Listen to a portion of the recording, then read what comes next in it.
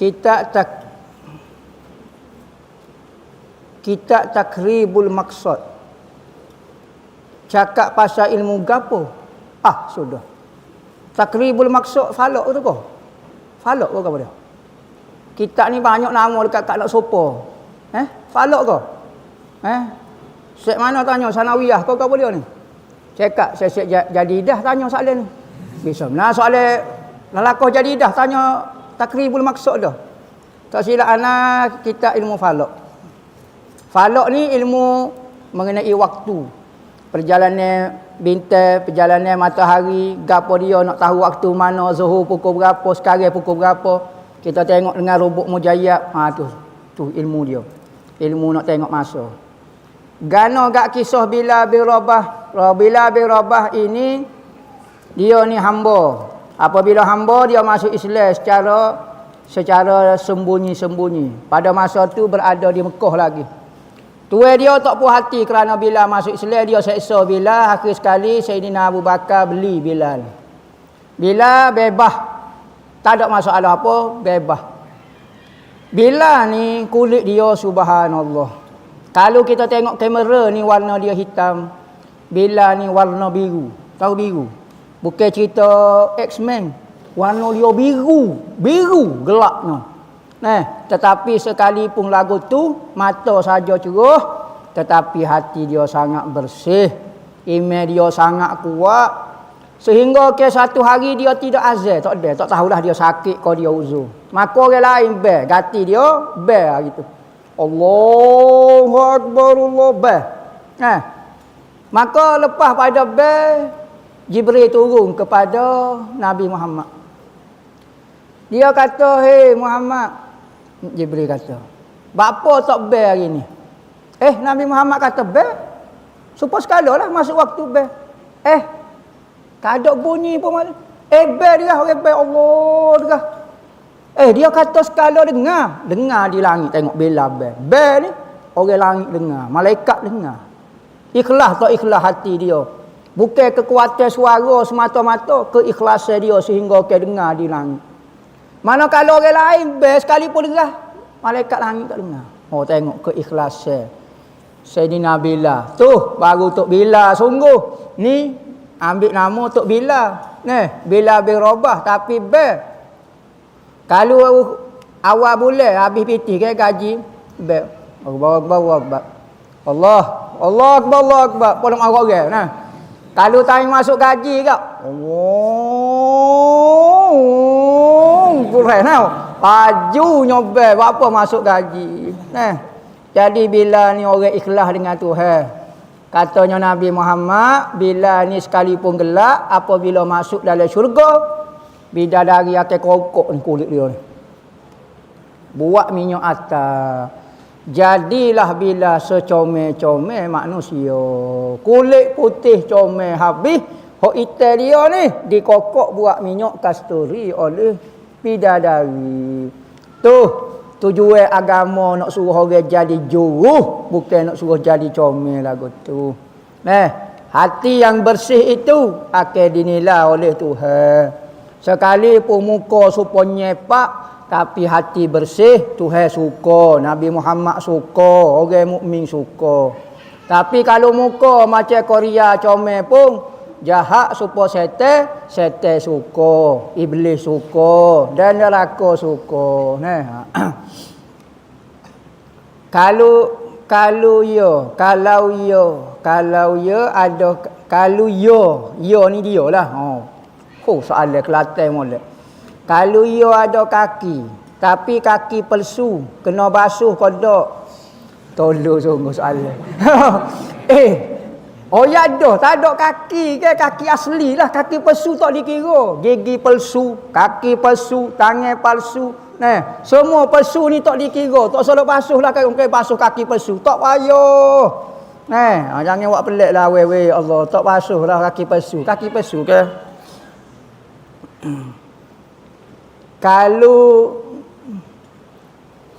Kalau dagu sambung jadi kalau dagu sambung jadi bucu molek. Sebab dua tulang. Tak faham. Kalau dagu tak faham.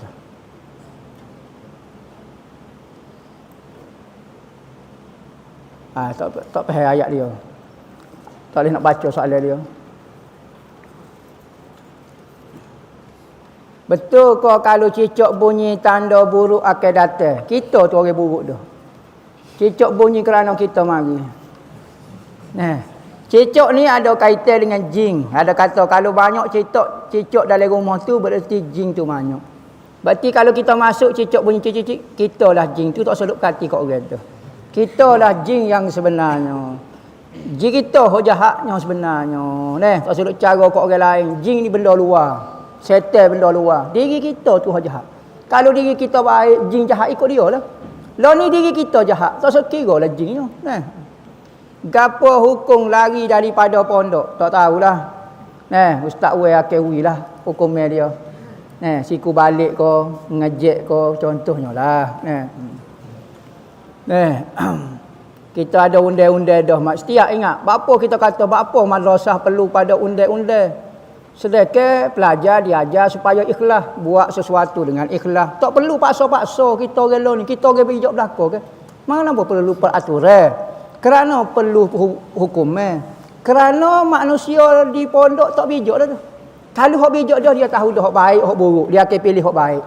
Lah ni kadang-kadang dia jadi tak bijak sebentar.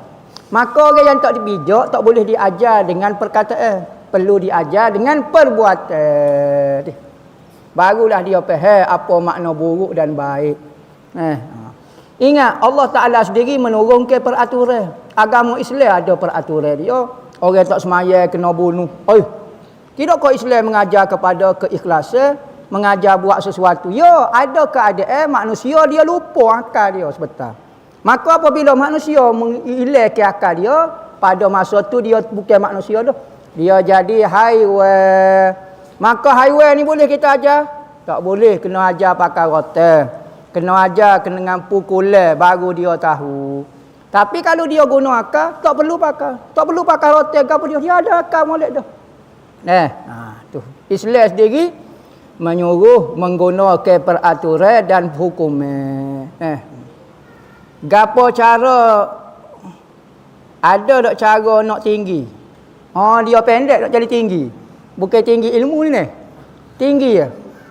Orang katalah tak tahu. Nak suruh jadi tinggi, unggah. Unggah dalam 400 meter. 400. Di sini kan. Unggah tak apa 400 meter dalam 100 meter ke. Unggah derah. Unggah derah berhenti. Dia jadi senjuh lah. Unggah ke air jadi. Unggah kan dulu. Unggah kan dulu bagi berhenti. Dia jadi ke senjuh. Buat lagu tu. Boleh seminggu berturut-turut. Cuba entah unggah siapa letih lah. Unggah siapa letih. Kuat sekali. Main kau ni. Lepas tu kita tidur. Dia akan membesar. Seminggu telah buat sekali anak tengok. Ni suka saja telah buat seminggu pada tengok ada perubahan ke tak. Sama ada tinggi ataupun mati. Jadi buatlah seminggu tengok perubahan dia. Lah ni macam-macam ada makan ni ada macam tak syarat tinggi dah. Abdullah ibnu Mas'ud ni kecil itu dia. Seorang sahabat nama Abdullah ibnu Mas'ud. Tua supaya budak. Supaya budak sekolah je satu. Sahabat-sahabat besar-besar, Rasulullah pernah suruh dia ukah pohon tamar. Nak ambil buah tamar. Abdullah bin Mas'ud pun ukah. Ukah selok sikit lah nampak betih dia. Sahabat suka selok. Allah. Kecil molek Abdullah bin Abbas ni. Kecil dia. Supaya budak. Maka pakak suka belaka. Sahabat pun tengok. Sahabat suka. Tengok Abdullah. Katanya Rasulullah sekali pun kecil. Mu tengok Abdullah bin Abbas. Tapi di sisi Tuhan dia besar. Tahu tak apa dia tugas dia? Ketika Abu Jahal ketika perang Uhud, maka dia hok jo bunuh Abu Jahal. Dia hok jo bunuh. Ramai bunuh Abu Jahal, hok jo tai kuda dia, menerak dia. Menerak patutnya tikai, seorang lagi. Pahal dia, gapo dia Abdullah bin Abbas. Dia lompat duduk atas dada. Dia kecil macam budak. Dia lompat atas dada, dia tikai. Sebelum dia tikai, Abu Jahal ayat ke dia. Abdullah ibnu Mas'ud. Mung kalau nak kerak kok aku kerak besar sikit, kerak gini. Kerak besar sikit. Jangan kerak gini. Kerak gini. Ambil bahu sikit. Supaya ketika Rasulullah letak pala-pala orang kafir itu, pala aku paling tinggi sekali. Oh. Tengok sombongnya Abu Jahal. Katanya Rasulullah apabila Abdullah kerak lagu ni letak. Maka Abdullah ibn Mas'ud wayak ke Rasulullah, aku sebelum sembelih kahwin ini, Abu Jahal kata kalau nak kerak tekuk ambo, kerak besar sikit biar ambo paling besar sekali. Katanya Rasulullah, Fir'aun umat aku lebih berat daripada Fir'aun Musa. Ni Fir'aun, gelar dia Fir'aun ni, aku ni lebih debel lagi pada Fir'aun Musa. Fir'aun Musa ketika nak meninggal dia royak, dia nak beriman. Tapi hok ni nak mati, suruh kerak besar. Dengan Muhammad, tak say aku. Tak percaya siapa aku mati. Tu, noyak cerita tinggi besar ni tak syarat ada kedudukan di sisi Tuhan. Kalau tinggi bodoh tu, tinggi lawan Tuhan, tinggi tak dengar kata nasihat orang, tak ada pedah juga, baik kecil. Jadi kalau nak tinggi pun tak apa. Kelawak. Unggah. Unggah berhenti. Biasa senyum habis orang-orang. Unggah. Tak tahulah orang kata buat lagu tu jadi. Boleh hoyak ada amalan penumbuk Nabi Musa. Tak payah hoyak nanti. Buah duk saja mai biar nak tumbuk. Tahulah Nabi Musa tu duk mana pada masa tu. Takut jumpa dengan Jibril, Mikail apa semua Tak payah dah. Macam-macam nak tumbuk orang kau gapo dia. Apakah ubat untuk penyakit resdung? Payah kena pergi jumpa Tok Bomo lah. Dia ambil obat dia dah. Payah juga. Antaranya ketika kita mau masuk air dalam hidung ambil air semaya, kita seduk kuat. Skrup. Dia suruh pedih patah ni. Dia cuci kawasan ni. Amah tu. Lepas tu waktu ambil kuat. Waktu ambil biar kuat. InsyaAllah bersih 5 kali sehari. Boleh kata hampir tak ada dah penyakit. Orang dulu ambil air Zamzam. Seduk air Zamzam kuat. Buah. InsyaAllah bersih lah. Maka tak ada dah kuman. Ramai dah nak jumpa orang buat dengan air Zamzam, sehat dia. Hilang penyakit dia 100% boleh kata. Umur berapa wajib bayar zakat? Bayar zakat ni apabila seorang tu hidup, maka wajib kena bayar zakat. Kalau orang duduk dalam perut, misalnya bayi tu duduk dalam perut.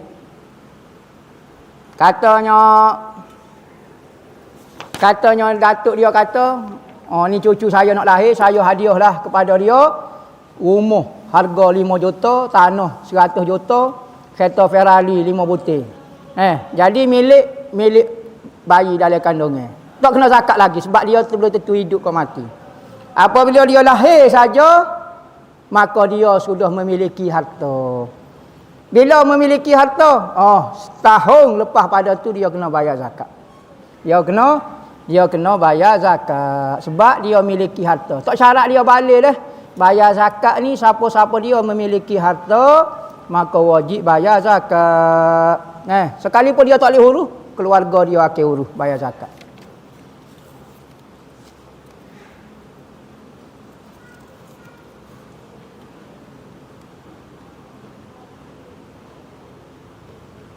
Ustaz, apa dia ni? Riba ni lagu mana? Riba ni beza dengan roba. Roba ni orang makan roba masa mengaji tu kan, jadi tak faham apa duk makan roba. Orang duk menulis, orang duk catik fawaid, dia duk tengok belaluk putih mata duk kekoh roba. Hak tu tak sidik. Riba ni ada 3 jenis riba. Riba bertangguh, riba bayaran tidak kena, macam-macam lah. Antaranya bayar butir sikit, bayar banyak. Ya riba ni banyak jenis. Ada riba bayar hari ni, barang boleh esok. Maka macam-macam jenis riba lah. Ngaji dalam bab riba insya-Allah. Lagu mana nak jaga nafsu? Dengar kata. Zikir kuat, insya-Allah dengar kata tok guru dia, insya-Allah dia boleh jaga nafsu dia. Nafsu dia jadi jahat, lama-lama jadi baik. Tu saja tarbiyah kita. Tujuan kita nak ubah nafsu. Nafsu ni maknanya diri kita dah. Diri kita hok jahat ni suka maksiat, suka buat khianat ke orang, sifat godok, sifat marah, sifat anjing dia panggil. Sifat-sifat jahat ni dipanggil sifat anjing. Sifat-sifat hok kait dengan nafsu dipanggil sifat babi. Tu istilah dalam ilmu tasawuf, anjing dengan babi panggil. Kita nak buai 2 ekor benda ni anjing dengan babi daripada diri kita. Supaya jadi sifat malaikat, sifat pemaaf, sifat suka tengok kebaikan untuk diri orang, suka tengok orang jadi baik, suka suasana baik, suka macam-macam hak tu. Nak berlatih hak tu saja. Pertama kena berzikir, kena gapo. Dia ada ikut arahan lah, kena ikut arahan betulnya lah. Ikut peraturan, mudah sebut ya. Saya bersihkan lokal depan rumah saya. Ada bangkai anak anjing mampu. Keadaan basah. Ketika saya bersihkan lokal guna kayu, hanya lalak daripada bangkai itu keluar daripada lokal. Lalak tu kena kaki dan tangan saya. Perlu kau saya sertu air tanah kaki dengan itu tak perlu. Lalak tu mari pada mana tak tahu, setuh tak wajib tak tahulah kena kau tidak kena kau lagu mana lekat kau tak lekat, maka tidak yakin. Apabila tidak yakin baru tak wajib sertu, tak wajib basuh dengan air tanah. Lainlah kalau kena betul-betul yakin, sekali pun lalak main pada kita pun tak yakin dia hingga kena kaki kena tangan kau, kita tak yakin juga. Betul kau dak nekak kau dak kau, maka tidak wajib. Kaedah dia kalau benda tak wajib maka tak perlu. Tak wajiblah kita basuh dengan air tanah. Saya nak tanya bab nasab. Adakah nasab itu belah bapa saja kalau si ibu keturunan well? Anak-anak dah putus keturunan well tu sebab ayah orang biasa atau masih ikut lagi sebab darah mengalir pada anak? Maaf soalan panjang. Masalah keturunan biasa nisbah kepada ayah.